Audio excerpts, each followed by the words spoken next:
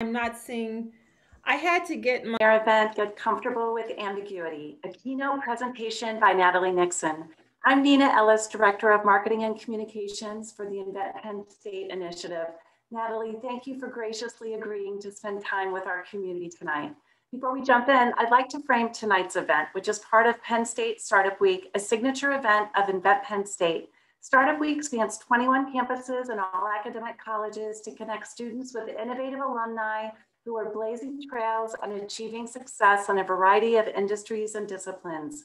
We have over 80 virtual events over the course of the week, hosted by faculty, students, and staff. There's something for everyone, and you can find it at startupweek.psu.edu.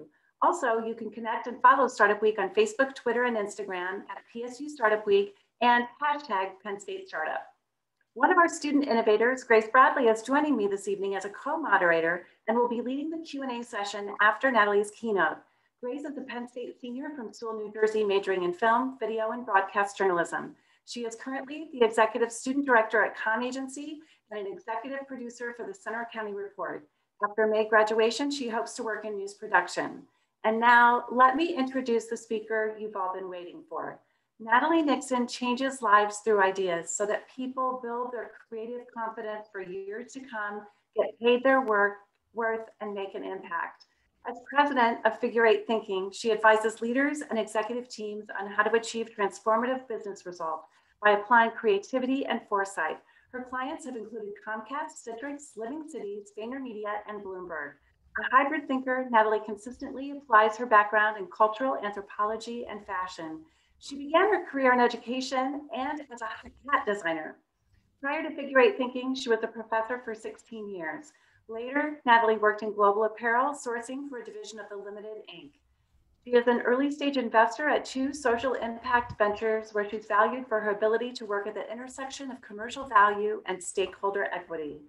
Natalie has lived in Germany, Brazil, Portugal, Israel, and Sri Lanka, and is proficient in Portuguese and Spanish. She's a member of the Forbes Coaches Council, a fellow of the Royal Society of the Arts, and is certified as a foresight practitioner by the Institute for the Future. When she's not dancing up a storm in hip hop class, Natalie is fine tuning her foxtrot, salsa, and tango on the ballroom floor. She lives in her hometown of Philadelphia, Pennsylvania, with her husband, John Nixon, and is the proud stepmother of Sydney. Join me in welcoming Natalie. Thank you. Thank you so much, Penn State. Thank you, Nina, for that introduction. I'm really happy to be here, and Grace, I'm looking forward to our Q&A at the end. Thank you, everyone, for spending your evening, the beginning of your evening, just sharing some ideas about my favorite topic, creativity. It's something that is more essential than ever, and so I'm going to be sharing some thoughts about why that is and how to optimize your own creative capacity. So I'm going to start by sharing my slides. There's also going to be 3 moments when as I'm speaking, when I'm going to invite you to share some of your thoughts in the chat, and maybe Nena or Grace can help me read through those responses. But for like, I don't know, like 60 seconds or so, not a big deal. And then we'll return. Okay, so let me start with sharing my screen.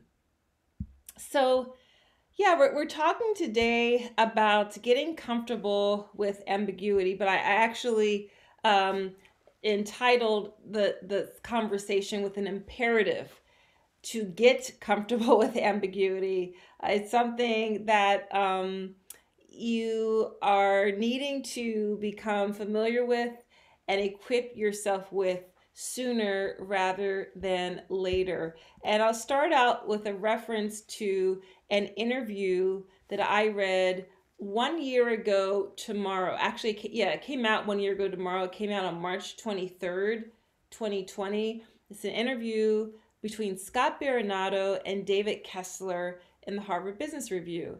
And the name of the interview is That Discomfort You're Feeling is Called Grief. And I read it, and short and sweet, highly recommend it. But I had 2 major takeaways from this interview, this conversation with David Kessler, one of the world's most renowned thought leaders on the topic of grief. The first takeaway was that, you know, grief experts typically talk about 5 stages of grief, and those 5 stages are denial, anger, bargaining, sadness, and then finally acceptance. And the first takeaway from reading the interview was that those 5 stages are totally non-linear, which was very reassuring to me because I don't know about you, but already I was feeling a bit like an emotional ping pong ball where I would have days where I felt, you know, feelings of frustration and anger, and then I would just accept this is the way things are, or I would feel kind of sad and then try to bargain my way through, maybe try and have a vacation or something, and then acceptance, right? So this back and forth is totally normal. That was my first takeaway. And my second takeaway was something which I think is just brilliant that David Kessler recommended. He said we should actually add in a 6th stage of grief, not ending on acceptance. He said we should actually end on meaning, meaning. And the reason why I love that is for 2 reasons. Number one, it means that if we ended only on acceptance, we're kind of ending on this plateau. If we end on meaning, we kind of can end on an uptick. And as a creativity strategist, I'm well aware that creativity is all about the business of meaning making. So, in this time of what I've started to call a triple pandemic, because yes, we're having a global health crisis called the coronavirus, COVID-19. So, we're having this pandemic on 3 dimensions of health, society, and the environment. And on the social levels, the pandemic has shown up in the United States, gosh, since last summer in the form of the social justice protests.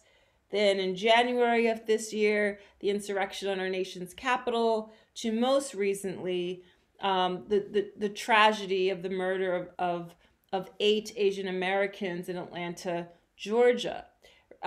So socially, we're having a lot of upheaval, which is requiring us to take a good, strong look at our values as a country, and leaders of all sorts have an opportunity to unite. And then the third dimension of this pandemic is environmental. Our earth is not sustainable in terms of the ways we have been depleting it and the ways that we are using its resources. It's getting a bit tapped out, so to speak. So we're going through a triple pandemic, which means that we need to identify a new true north. We have to figure out what is our grounding, what is our navigational field, and how are we triangulating in order to identify the path forward. And here's something that will be disturbing to some, maybe a bit refreshing to others, which is this statement, which is that plans are fiction.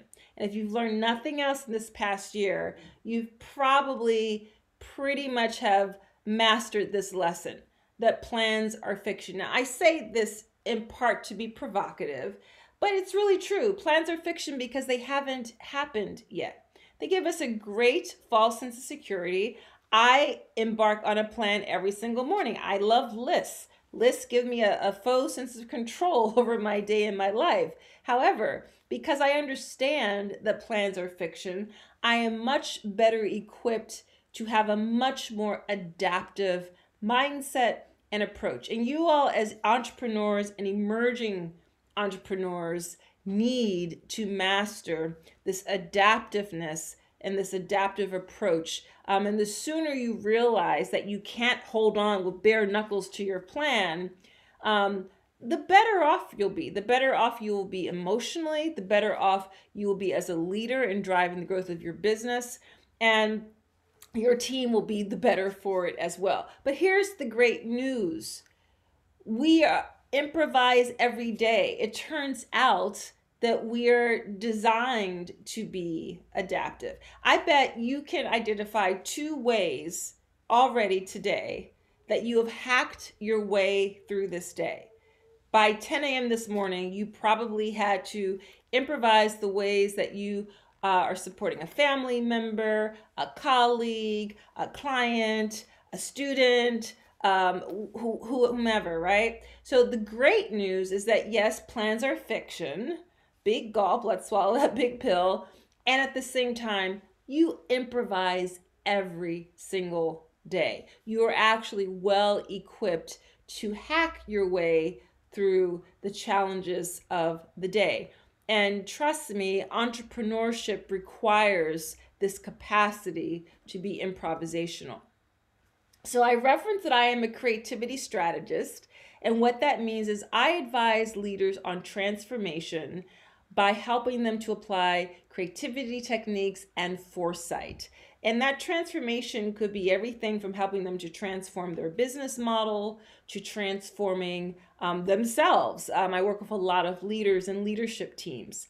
And I lead with creativity. And now more than ever, creativity, it turns out, is becoming an essential capability for now and what we're calling the fourth industrial revolution and for the future of work. So here are just a few statistics that I've collected. This first one refers to the fact that since 2016, the World Economic Forum has been ranking creativity as the #3 job skill for 2020 and beyond. They've been doing this for 5 years now. They've been projecting. Now, what's fascinating to me is that job skills numbers 1 and 2 are critical thinking and complex problem solving, which PS are all part of creativity. So net, we can say that creativity is really ranking up there as the #1 job skill for 2020 and beyond. Steelcase, the furniture design company, has done some incredible research on the future of work, upskilling, reskilling, and they point to the role of creativity in their research. So they learned that 55% of people want to be more creative in their role, but 19% of folks are pointing to a lack of guidance or permission to be creative. Then there's also really cool research from Degreed and the financial services bank company, Fidelity Investments, where they point to the role of creativity, excuse me, in upskilling and reskilling. And they also break down the numbers generationally, where the research is showing that a lot of you out there who are part of the centennial and also millennial generation are really valuing creativity and looking for opportunities to optimize your creative capacity in your work. Sometimes that exceeds as a value even far beyond financial remuneration. So those organizations, those leaders which make room for building creative capacity will be the ones that flourish, the ones that attract the best talent and retain the best talent.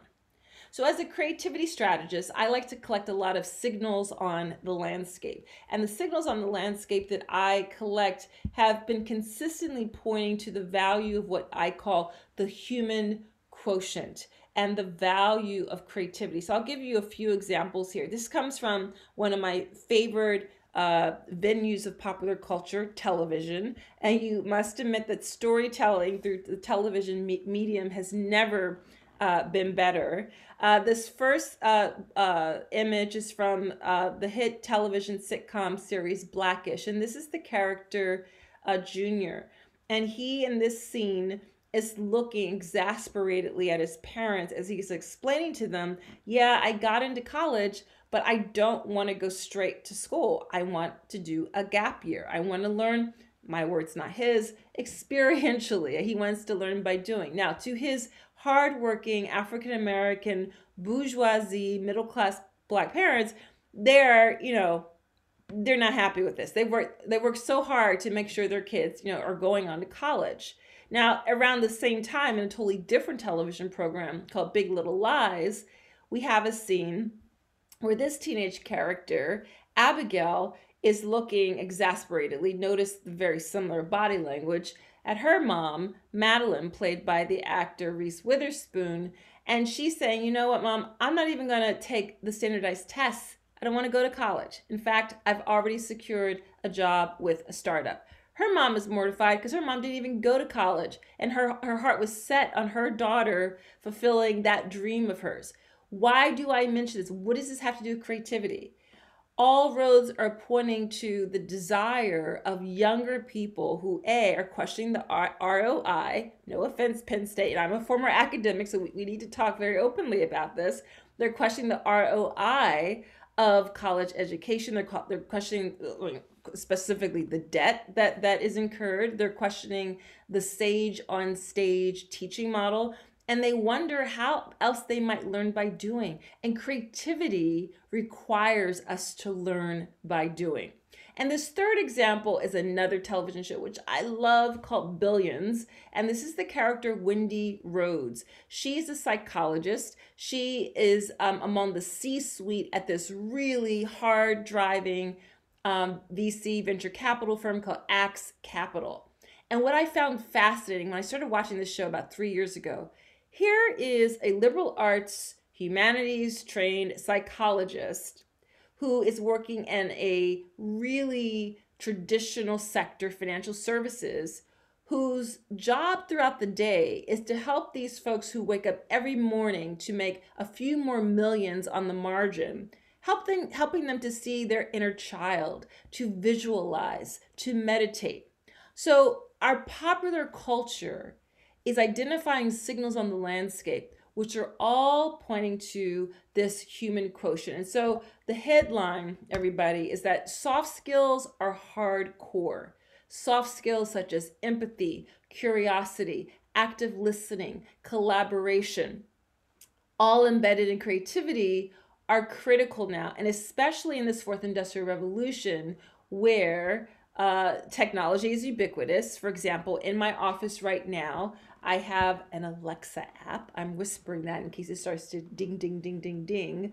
All powered by AR and AI. If I need to know the definition of a word, I look on a search engine like Google, or maybe you use Yahoo search, whatever your search engine of choice is, all powered by AI. A lot of surgeries in hospitals today are done by robotics, right? So the train has left the station. Tech is everywhere. The good news is that the organizations and leaders who are smart will understand that as more basic tasks get taken up with technology, the opportunity is for more room for the human being to show up. And one of the critical core capabilities of being human, of what it means to be human, is to be creative. So those organizations, those products, services, experiences that are launched to help to optimize our creativity will be the winners, especially because we are trying to survive in a VUCA environment, an environment that is volatile, uncertain, complex, and ambiguous. And as I said at the start of this conversation, of this talk, you have to get comfortable with ambiguity. It is not going anywhere. And again, the good news is you are actually hardwired to be comfortable with ambiguity. It's just a matter of practicing it. And I have some ideas about how you might do that. So where I'm going to be landing by the end of my talk is that there's really 4 leaps you've got to make. And ending, and really what I want to help you understand is that in some ways, all the ways that all of us have been trained to and educated to err on the side of, deep specialization, rationality, and being able to explain the answers to things, and the reality that most of our organizations are made up of departments and divisions and silos, and you're taught to play by the rules, know your lane. We are entering a world where that's not going to work as well anymore. And so what I'm recommending is that we become polymaths, fall in love with ambiguity, build community, and really err on the side of a playbook. And what I'll share are capabilities to help us end up on the right side of this list. So at this point, you're probably very rightly so wondering, well, how the heck is she defining creativity? I keep referencing creativity. Before I share my 2 cents about it, I'd love for you now in the chat, would you just type in some of your thoughts, phrases, ideas about what is creativity to you? How do you think about creativity? How do you define creativity? Would you please add it in the chat? I'm going to stop sharing briefly and see what we have. So how do you think about creativity? Add in a couple of phrases, words in the chat. Would love to see. An avenue for expression. Nice. Anything which comes right from the mind, no external influence, awesome. Thinking outside the box, yes. What else? Freedom, ooh, love it. Creativity is joy, nice. Creating something new and different, art, problem solving, be able to come up with ideas no matter how much material you're given. Two more, developing original ideas, novel solutions to problems, courage. Love these. Okay. I love all of your thoughts and ideas. One of the cool things about being a creativity strategist is that I get to learn so much about the many ways that we can be thinking about creativity, which is a creative process in and of itself. So I've obviously given a lot of thought, and some of the ways that you all are thinking about creativity, I absolutely agree with. And you'll see remnants of those ideas and thoughts in the way I think about creativity.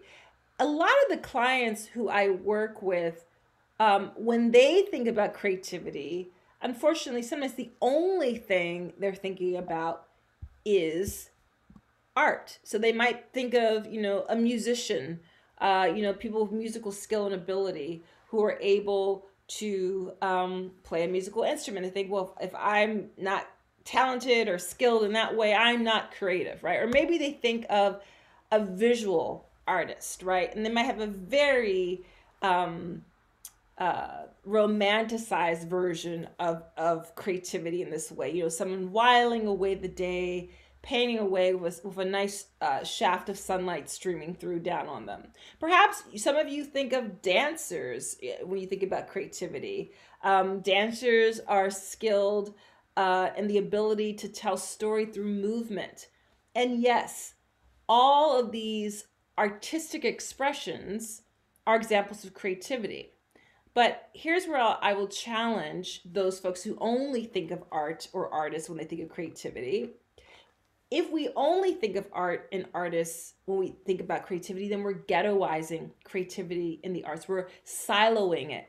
And that ends up not being fair to artists, and it's not very beneficial to the rest of society. It just so happens that artists are excellent at wrestling with the ambiguity of process. They dive into it. They're not trained, neither do they expect themselves to only have one answer. They actually revel in the process. So I think about creativity in the following way. I wrote a book called The Creativity Leap and landed on this definition of creativity, that it's our ability to toggle between wonder and rigor to solve problems and create novel value. But usually I just stop at explaining that creativity is about toggling between wonder and rigor to solve problems. And both are really essential. Sometimes people, again, in romanticizing creativity, they think, creativity is just doing whatever you feel like. No, creativity is not pulling something randomly out of your armpit. It's really hard work. It requires rigor as well. So for the Creativity Leap, that writing this book, I interviewed over 50 people who come from a range of sectors and professions and learned so much from them. So for example, the woman in the black dress holding an award is Nicole Pittman. She's an attorney, and she is one of the United States leading thought leaders and policymakers on child sex offenders. And what I learned from Nicole was her ability to frame and reframe questions differently and lean into her curiosity in order to build bridges and alliances across the aisle. The woman in the upper right corner who's smelling my arm, that is Céline Barrel. Céline is a nose. She is a perfumée, and she works for international flavors and fragrances. And what I learned from Céline was her remarkable ability to work at the intersection of intuition and chemistry in order to, as she says, my superpower is to make real what no longer exists. Isn't that beautiful? Because when you think about, if you smell a scent that can bring you back to your childhood or remind you of someone who was once in your life, that's an incredible superpower, right? But she uses both her intuition and hardcore chemistry to do that. And then the couple on the bottom left are Gary and Amy Madoff. They own a 5-acre fruit farm in New Hope, Pennsylvania, just outside of Philly. They grow the best apples and peaches and nectarines and berries. Once you go to the Mainoff farm and gardens, you become a fruit snob. But they're standing in front of one of their newest innovations, and I use that word innovation very specifically because I define innovation as an invention converted into value. If it's still just an invention, not scalable, not really creating value on a financial, social, or cultural dimension, it's just an invention, right?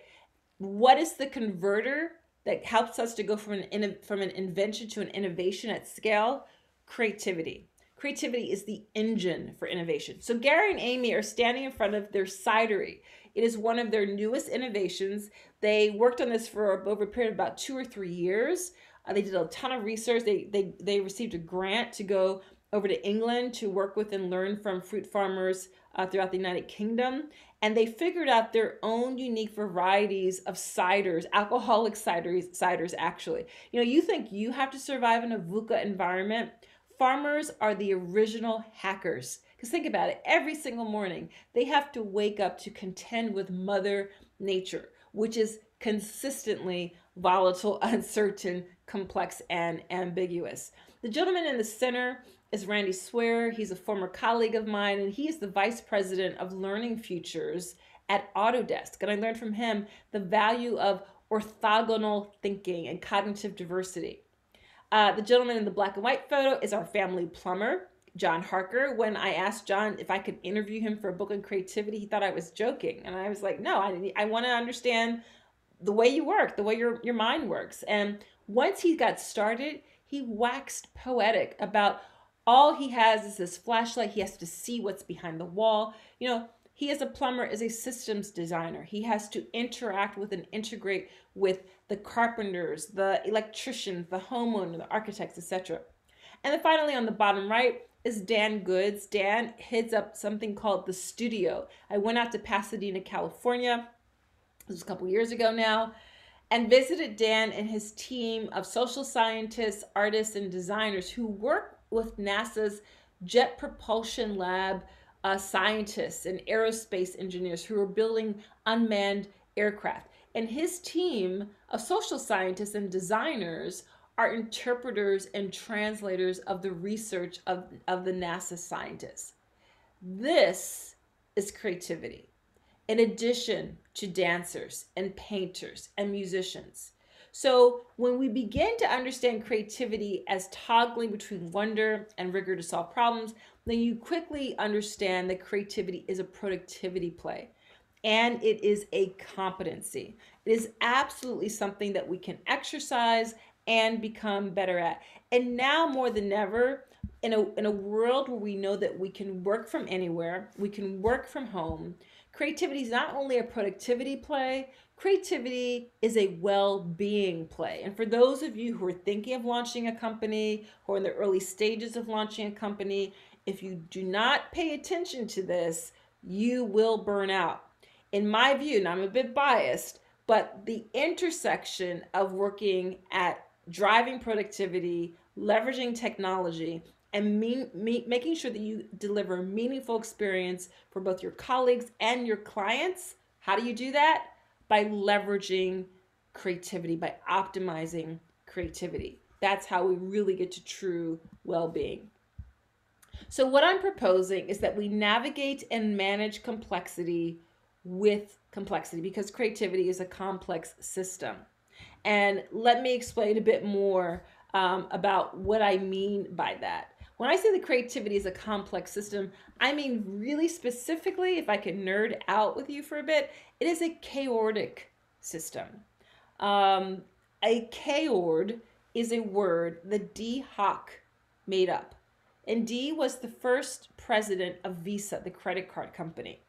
Now, when he was given this assignment to lead and steer one of the world's first companies based on the virtual exchange of currency on a global scale, he thought, gosh, he was taking a walk through the woods. He's a big naturalist. And he thought, gosh, I could try to make another organization that we represent as a bunch of boxes and arrows, But what if I could help to design an organization that mimicked more of the way nature works? In nature, there's both chaos but also order. And chaos is not anarchy, chaos is randomness. And order is not control, order is structure. So once you begin to learn about chaotic systems, which stems from chaos theory, you begin to see chaotic systems everywhere. So the way our forests and the jungles over millennia evolve and grow is through a toggling between chaos and order.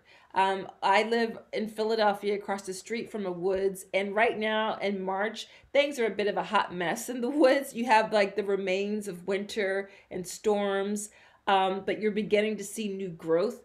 And you can always, when you step back, you can begin to see the order in the midst of the chaos. The ways that our bodies heal is also an example of a chaotic system at work.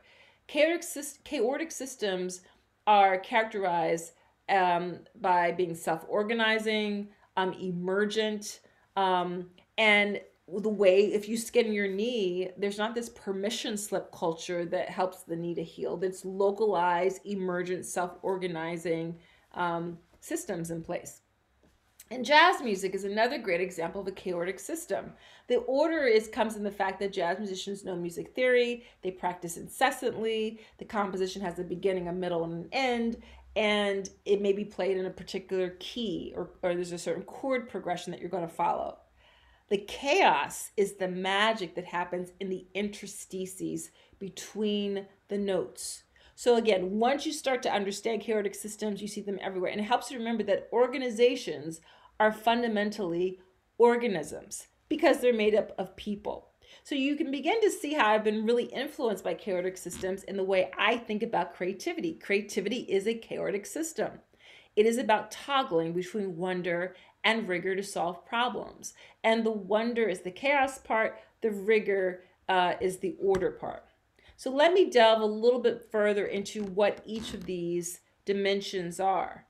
Wonder is about curiosity, dreaming, imagination. It's about awe, and it's also about pausing.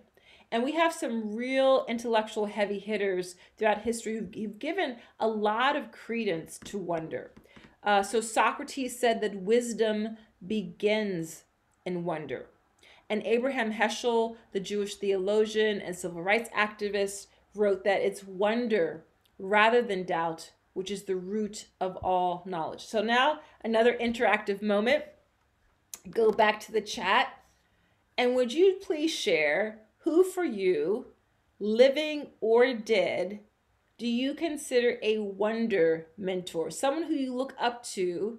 It could be someone in your family, someone you work with, it could be someone who's deceased, you've never met them, but you just admire the way that they dream, the way that they ask questions differently, the way that they pause or in awe. So please, I'm going to stop sharing my screen. Please share who for you is a wonder mentor. I'll say for me, children are consistently wonder mentors for the ways that they dream and propose new sorts of ways of thinking and working. Okay, so we have Elon Musk, John Locke, Joe Rogan, Trump, Malala, a friend of someone's has Taylor Swift, a brother who's the CEO of a startup, Jeff Bezos. Anyone else? Two more maybe? Who for you is a wonder? Nice. Your daughters. One more. A wonder mentor. Your entrepreneurship students, awesome. Yes, we always can learn from our students. So great. So the reason why it's important for you to identify wonder mentors is because when you get into a jam and you're just kind of in a rut where you're just doing this, you're just grinding out the same thing. It's not very interesting, perhaps. You need to understand the ways that these people who you can call your wonder mentors look at a situation, look at a challenge. What would X do in this situation, right? Next, of course, I want us to think a little bit more about rigor. Rigor is about practicing and critique and being super thorough and detailed, and it's about discipline. Rigor is not particularly sexy, and rigor is often very solitary work. And it is an absolutely essential component of creativity. Again, creativity is not doing whatever you feel like and pulling something randomly out of your armpit. Creativity requires rigor. And Leonardo da Vinci, the original Renaissance man himself, said that any obstacle can be destroyed through rigor. So, my next question for you, last open-ended question before we start to wind down. Would you add into the chat who for you are your rigor mentors? Who do you look up to, living or dead, that has a way of working and living that helps you to understand how to apply rigor to your life and work? For me, it's the American dancer choreographer Twyla Tharp, who has a very specific, systematized way of stretching her body every single morning. So let's see, we have parents, Saquon Barkley, Matt Fraser, Kobe Bryant, Tesla for both of those questions, Tom Brady. How about one more? Tyler, the Creator. Awesome. So again, please keep those folks as lighthouses, right? They help you to identify how might I on a regular basis incorporate rigor and wonder into my work projects, into my life and my work. So thank you for sharing all those. All right. So often my clients will ask me, well, Natalie, where should we start? With wonder or with rigor? And my answer is yes.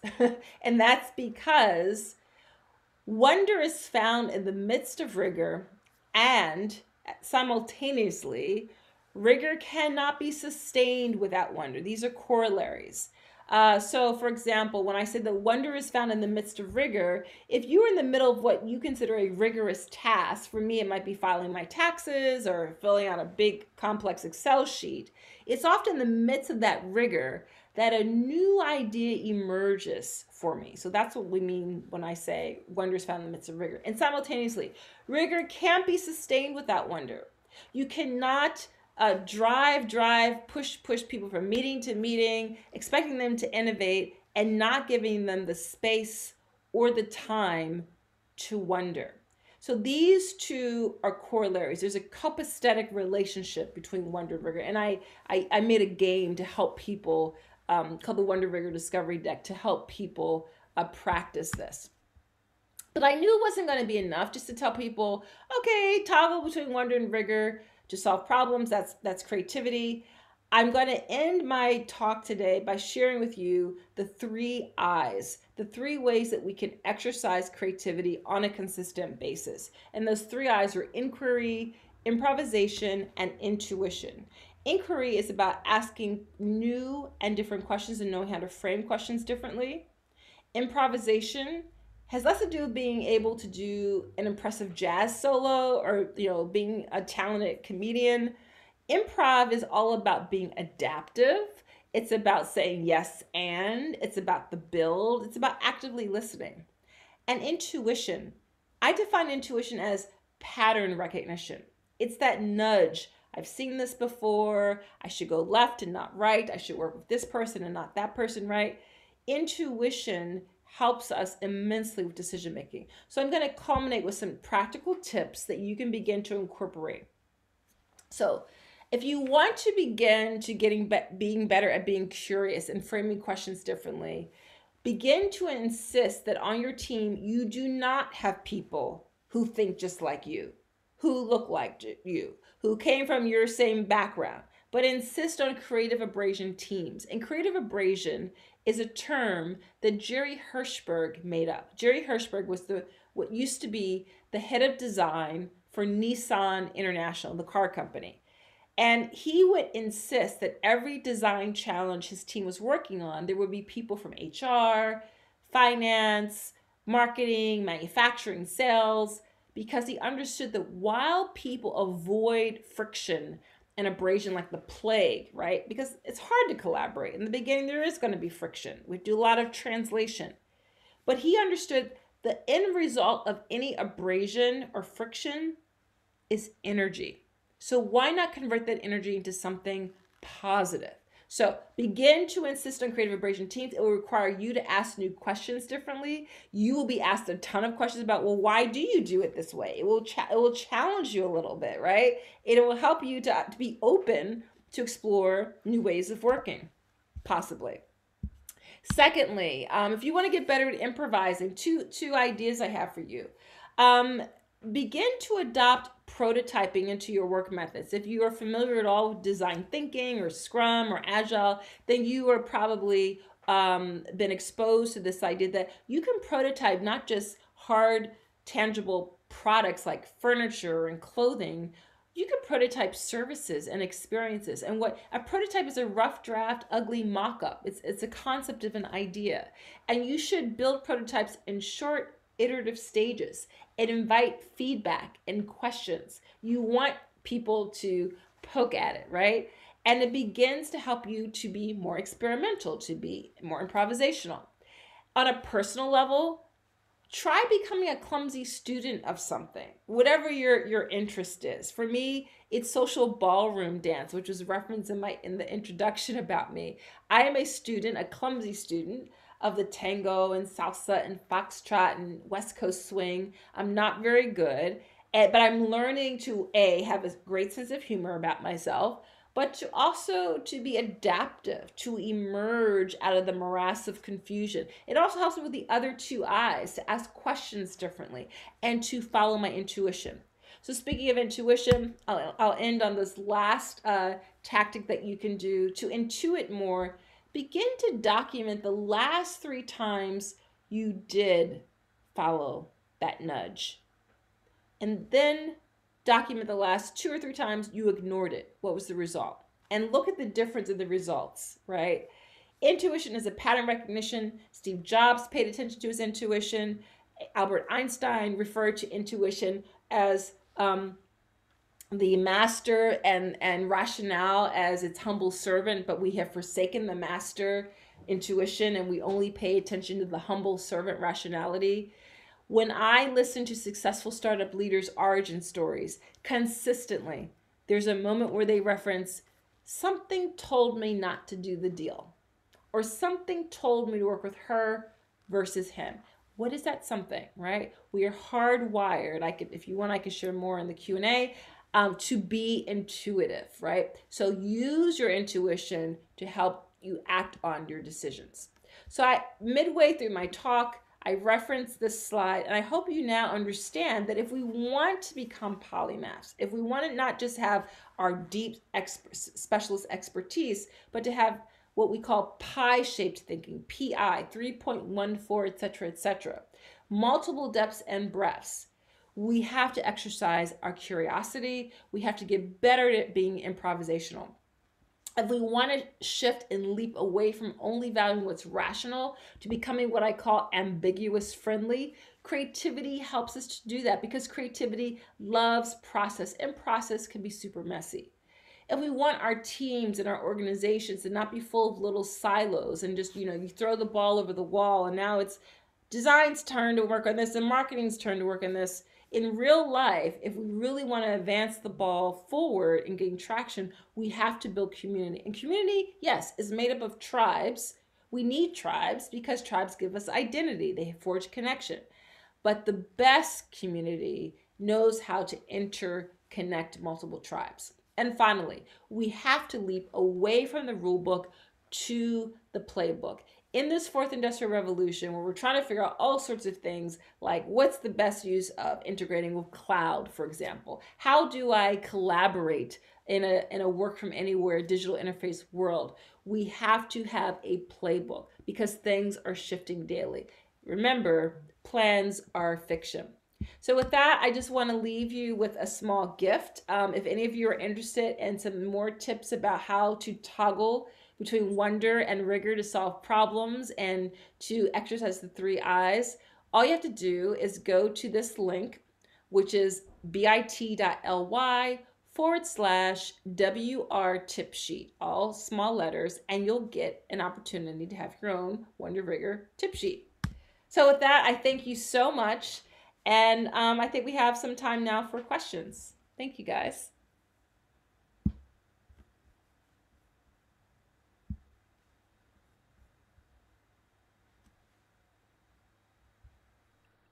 Thank you so much, Natalie. That was amazing. But like Natalie said, we're opening up now for questions. So if anybody wants to type any questions in the Q&A section at the bottom of your Zoom screen, feel free to do so now.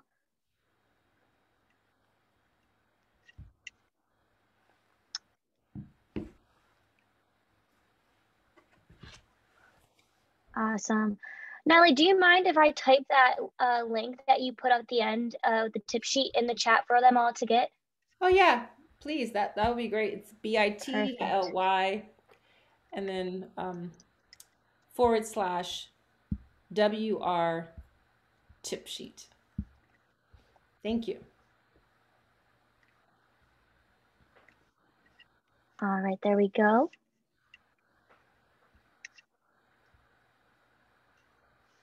All right, so one of the questions that is here is, how do you optimize between rigor and wonder? As in, how much time/effort in rigor and wonder? So that was what I was referring to when my clients would ask me, where do we start with wonder or with rigor? And my response is to start.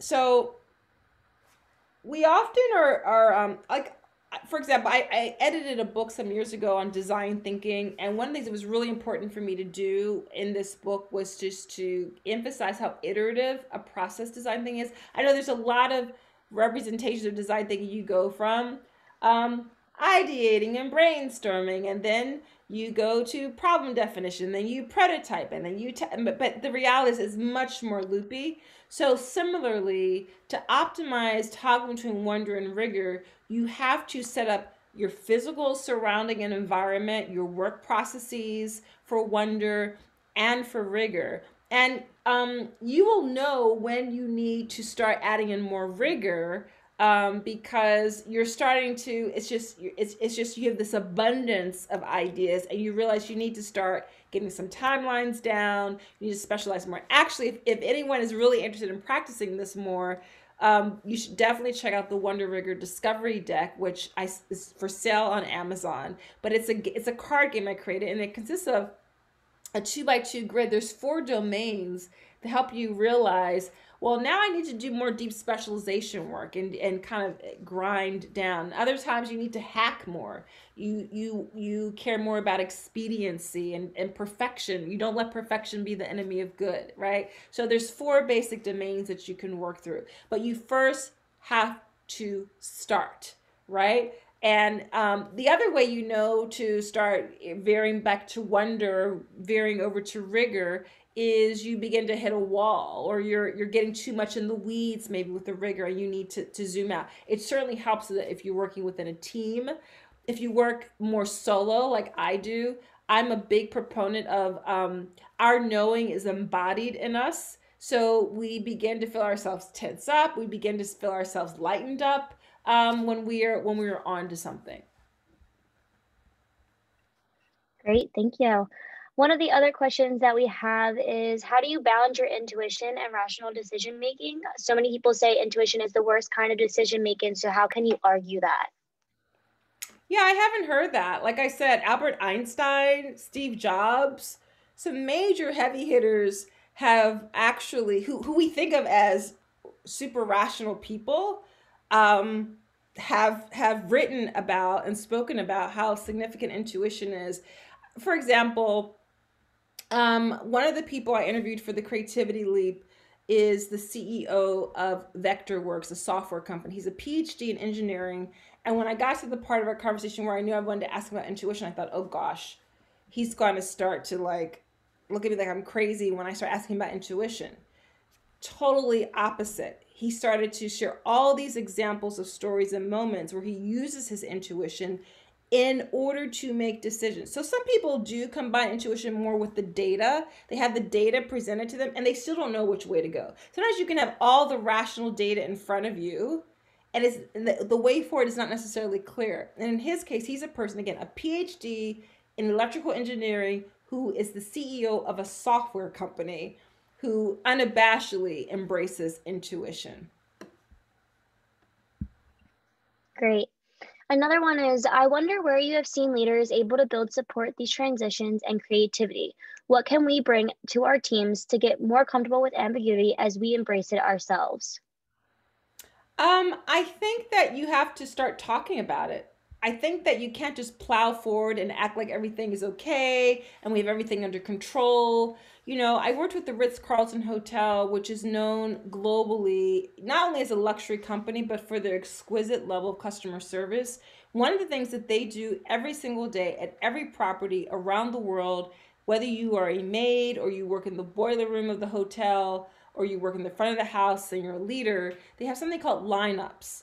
And lineups are short 20-minute meetings where one of the things you review are what they call Mr. Bibs. It's a mnemonic that stands for mistakes, revisions, breakdowns, inefficiencies, and variations. So they don't shirk away from their mistakes and their problems. So one of the ways that you can get comfortable with ambiguity is talking about it, talking about how we're not sure which way to go next, and carving out time on a regular basis to talk about it, not just when hits the fan, right? You do it, you build it into your work process, and slowly but surely it becomes something that people expect to do, and they don't shy away from it. The world is not going to come to an end because you don't know the answer to something. Great. Somebody asked, can you share an example of a successful organization that was designed and supported as chaotic system? Yeah, I mean, the Ritz-Carlton is an example. Um, I think any organization that you see in terms of its leadership style, where they lead with questions, the questions open us to chaos, right? Questions open us up to possible uncertainty. Um, Apple is an example that's often touted as that. A company like Zappos, which was renowned in its level again of customer service, where they would stay on the phone with a customer for hours to resolve their need. Right? They have what I call fluid structures. They have fluid structures in place, but they're not going to only go by the rule book. Oh, I got to get off this call within 7.5 minutes. No, they figured out ways to be bespoke in their problem solving. So most of the companies that we think of as avant-garde, as companies that are leading in innovation, are doing it in a way where they have fluid structures, and fluid is the chaotic part, structures is the order part. Awesome. And then another question was, who has been your most dedicated advocate or mentor, and how have they helped you throughout your entrepreneurship journey? I can't point to just one person. The first person who came to my mind really is my husband. My husband is an attorney. He is a partner at a law firm where, as he likes to say, he eats what he kills. I learn a ton from him because of his work process. I also learn a ton from him because he's a very different type of beautiful brain than me. He's an ERISA attorney, tax benefits law, executive compensation. He's really good at seeing the details. I'm not. I'm much better at seeing the big picture. However, we both are incredibly entrepreneurial in the work that we do. So being able just to have in some ways, we are each other's thought partner, helps immensely in my entrepreneurial journey. And you will probably observe that you outgrow your mentors. You have mentors for certain seasons and chapters, and then as you begin to engage in new and different problems, you need new mentors. So some of my mentors have been some of my professors in the past. Some of them have been are leaders. A few right now are leaders of very successful startups. They've led several startups, and I learn from them because they have incredible perspective that based on my own experiences, do not have. Great. If you guys have any more questions, feel free to keep sending them in. I did want to ask a question. How long did it take for you to feel comfortable with your company and how your company would be successful, or a success in general? So I started my company Figure Eight Thinking really as a side hustle. I was a professor for 16 years, and I started the company because I gave a TEDx Philadelphia talk in 2014 where I was proclaiming that the future of work is jazz. And I started getting invited into companies and organizations to share why and how they help them become more improvisational. And after a few months of that, my husband, he said, "Babe, this is like a thing. You need to formalize this." So I created figure eight thinking. And I really just thought it was just going to be kind of, again, this side hustle. It was kind of the repository for my practice.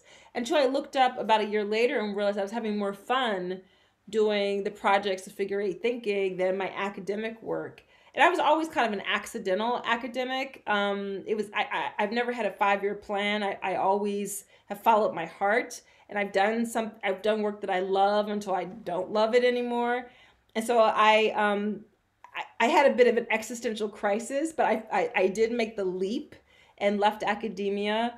And I have to say, I have not looked back. It was the perfect time and thing for me to do. It was super important, though, that I had some evidence of my abilities by having this side hustle, and my reputation, my work ethic, my skills. I have a very unique approach. I think that's also something really important, that you don't try to be like everybody else. You just have to really lean into who you are.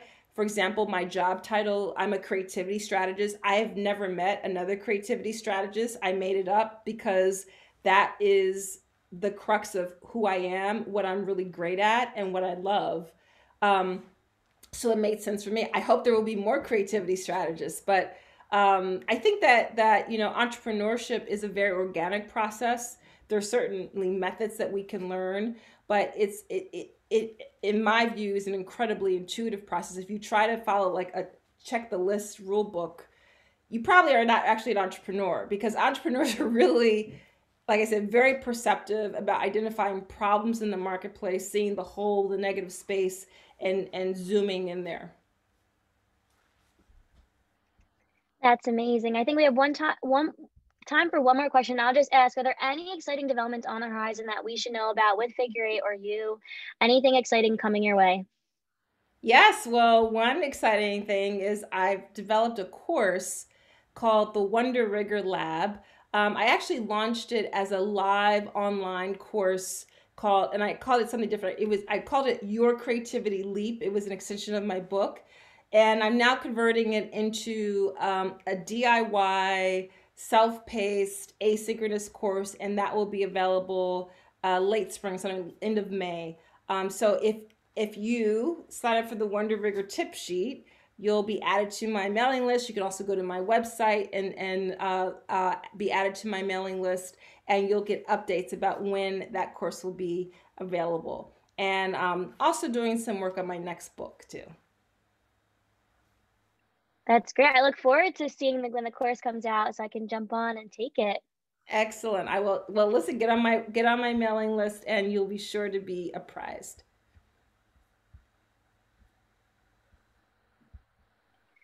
All right, I think Nena's going to take over and do some closing remarks for all of us.